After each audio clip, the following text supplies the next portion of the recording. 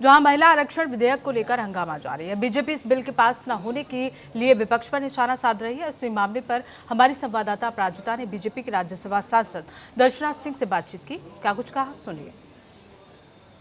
आरक्षण बिल को लेकर के लगातार जो है राजनीतिक गलियारों में हलचल तेज हो गई है।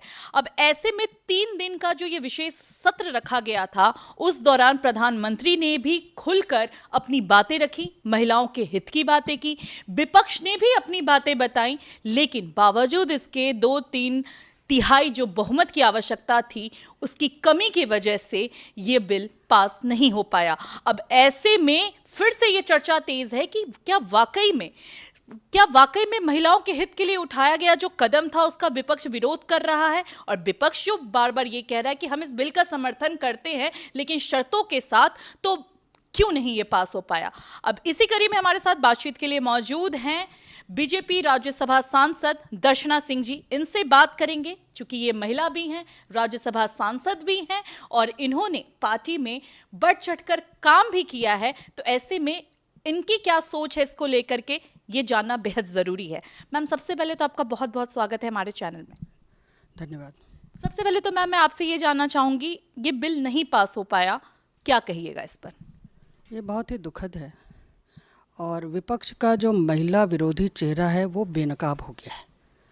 और वैसे भी पिछले 3 दशक से ये महिला आरक्षण बिल जो है किसी न किसी कारण से विपक्ष ने कभी पास नहीं होने दिया और महिलाओं के हक को छीनने का काम उन्होंने किया है। अच्छा, तो हम लगातार ये देख रहे हैं कि विपक्ष जो है समर्थन की बातें करता हुआ नजर आया, लेकिन प्रधानमंत्री ने इस पर गारंटी और वादे की भी बातें कही। बावजूद इसके विपक्ष ने अपनी जो कहते हैं भूमिका विपक्ष वाली निभाई, राष्ट्र हित की बातें की गई, महिला हित की बातें की गई, फिर भी नहीं पास हो पाया। तो विपक्ष के ये जो किए गए काम है उस पर आप क्या प्रतिक्रिया देना चाहेंगे?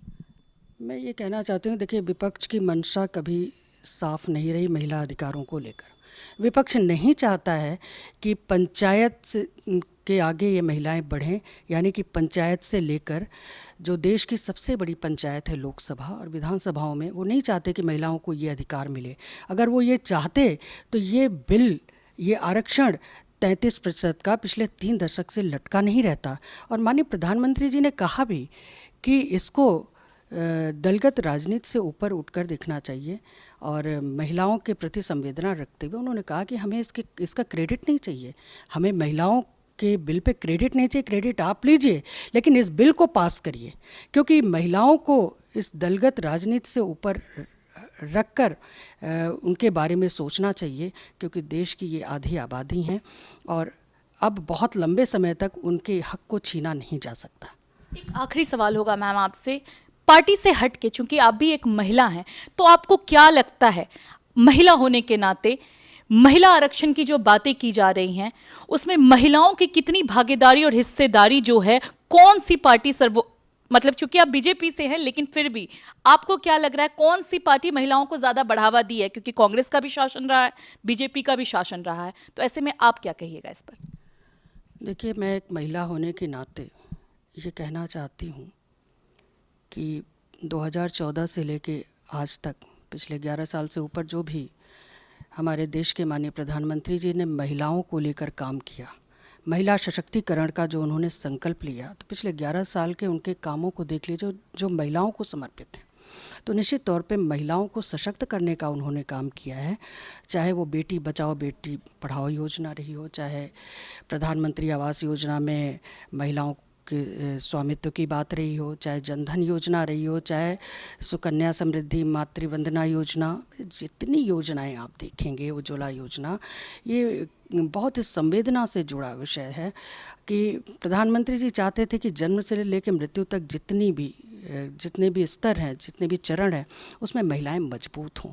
क्योंकि आज 2014 से पहले आप सभी ने देखा है कि महिलाओं की क्या कंडीशन रही है और देश की ये आधी आबादी है।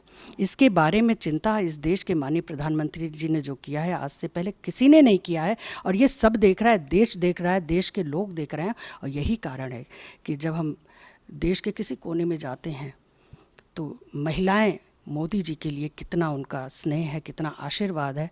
मैं अभी असम से आई हूँ, मोदी जी के प्रति जो समर्पण है वो जानती हैं। महिलाओं को पूरा भरोसा है कि हमारे देश के माननीय प्रधानमंत्री श्री नरेंद्र मोदी जी ही ऐसे हैं जो हमारी चिंता कर रहे हैं।